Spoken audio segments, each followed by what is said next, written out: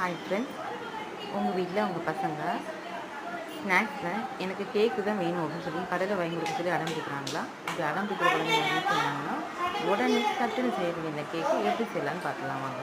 இந்த கேக் செய்யறது பார்த்தீங்கன்னா 2 முட்டை எடுத்துக்கோங்க, ஜீனி நல்லா பவுடர் பண்ணி எடுத்துக்கோங்க, ரெண்டையும் மிக்ஸ் பண்ணி நல்லா நுர வர அளவுக்கு நல்லா மிக்ஸ் பண்ணி வச்சுக்கோங்க.